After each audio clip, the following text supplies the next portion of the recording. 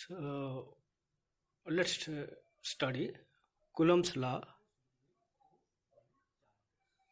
that is force between 2 point charges. Actually, Coulomb's law is applicable only for the force between 2 point charges. Coulomb's law gives the electric force between 2 point charges. Next, what is the electric force? It is the force which a body applies on other body by virtue of its electric charge. Actually, a body can apply different force. If it has a mass, then it can apply gravitational force on other body having mass. If it has a magnetism, then it can apply magnetic force on other magnets. Electric force is such a force which a body applies only if it has electric charge. Okay. So electric force is actually of two types. It can be attractive as well as repulsive. Gravitational force is only attractive in nature.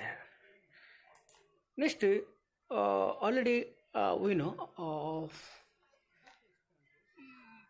the Doof experiment suggests that like charges repel, whereas unlike charges attract. Like charges means it may be positive or it may be negative. Okay, but positive negative attracts. Okay, they are called unlike charges. Now, before studying Coulomb's law, we should understand first what is a point charge. A point charge is a charged body whose dimension means size can be neglected with respect to the distance of observation. Okay, clear? Suppose I am observing a charged body whose size is, let's say, dimension is let's say 1 meter. That means length is 1 meter, and maybe width is also 1 meter, height is also 1 meter, like this. But I am observing it from, let's say, 1 kilometer. That's 1000 meter. With respect to 1000 meter, 1 meter can be neglected. That means the dimension of the body can be neglected. So under that condition, for me, that body is a point charge. Okay. So as the dimension size is neglected, so a point charge is always represented by point, because point has dimension 0. Okay.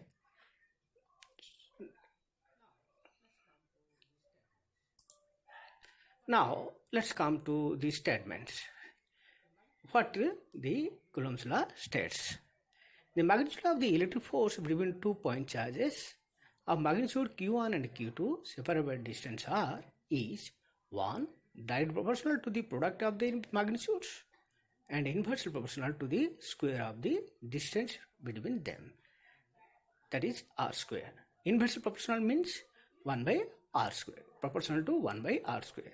So if Q1 and Q2 be the 2 point charges separated by distance r, clear? Okay. So then F is proportional to Q1 and Q2, product of the magnitudes, and F is proportional to 1 by r square. Clear? Okay. Next, combining both, we have F is proportional to Q1 Q2 by r square. So if you want to remove the proportional symbol by equal sign, so then F is equal to K Q1 Q2 by r square. Obviously, K is a proportional constant. Here, the value of K depends on the system of units or medium in which the 2 point charges are present. Okay, clear? If the medium is vacuum and the system of unit is a SI system, obviously you are following SI system. So the value of K is equal to 1 by 4 pi epsilon 0. Okay, and which value is equal to 9 into 10 to the power 9 into Newton meter square by Coulomb square. Obviously, Newton meter square by Coulomb square is the SI unit of the proportional constant. Clear? Now, epsilon 0 is the electric permittivity of vacuum, and its value is, actually it stands for a value 8.854 into 10 to the power minus 12 Coulomb square by Newton meter square. It's very important. Okay, and your task is to calculate the dimension formula of the electric permittivity, as already you know in the first year class. Okay, clear? From the unit we can find out the dimension formula. Clear? Okay. Now, if the medium is next in vacuum and SI system, the Coulomb's law becomes like this: F equal to 1 by 4 pi Q1 Q2 by R square. Now case 2, if the medium is other than vacuum, it may be like this: wood, glass, okay, or metal like this. And again, system of unit is SI system. So K is equal to 1 by 4 pi epsilon. Epsilon is called relative permittivity of the medium, and epsilon can written like this: epsilon 0 into epsilon r. What is epsilon r? It is obviously relative permittivity of the medium. That means relative permittivity with respect to vacuum means how many times the relative permittivity of the medium is with respect to the relative permittivity of a vacuum. Obviously, if you want to understand what is usually relative permittivity, actually you can say, loosely speak like this, loosely understand. The 2 points are applying force between them. Now, the force is carried by the medium from one charge to other charge. Now, the amount of opposition given by the medium to that force is called its electric permittivity. Actually, if the relative permittivity is more, so then the opposition more. We should understand like this. Okay. So the force between the 2 points as it decreases. Obviously, 1 by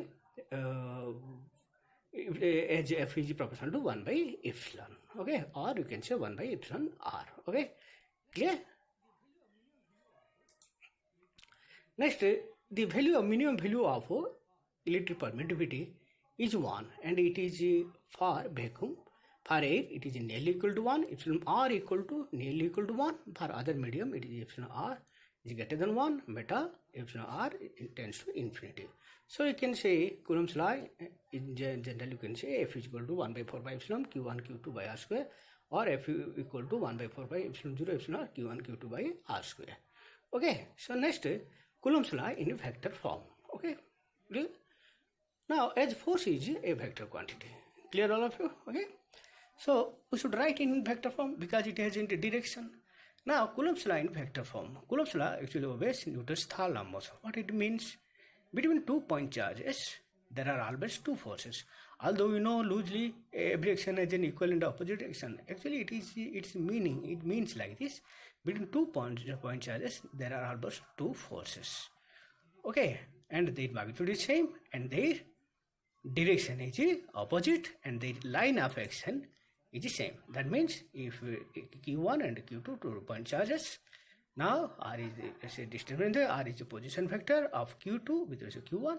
Now Q1 applies a force on Q2, that is represented by F12, and Q2 is applying on Q1 a force F21.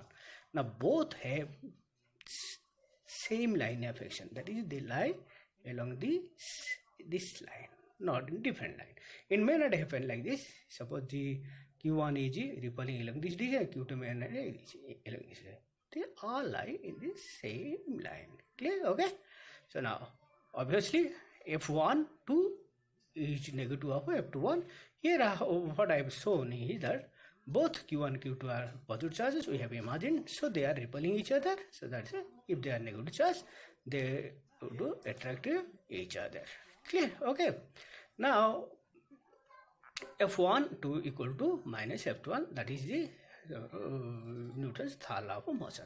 So in general, as the direction of force always line along the line joining the 2 point charge, that is along R.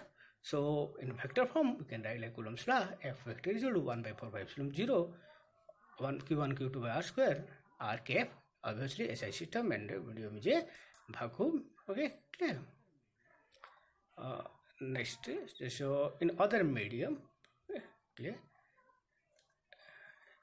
So another medium.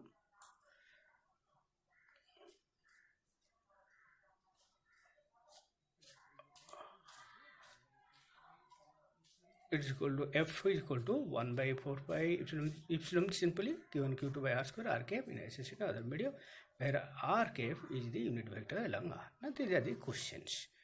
What is the relation between force and the distance between 2 point charges? Okay, force and distance between point charges, obviously F is proportional to 1 by R square. As distance is increased by 2 times, force is decreased by 4 times because r square, like this. What is the graph between? You can write like this. Otherwise, you can ask the questions later on. Okay. So these are the questions, some questions for you. Write like this. Okay. So thanks for watching. Today we should do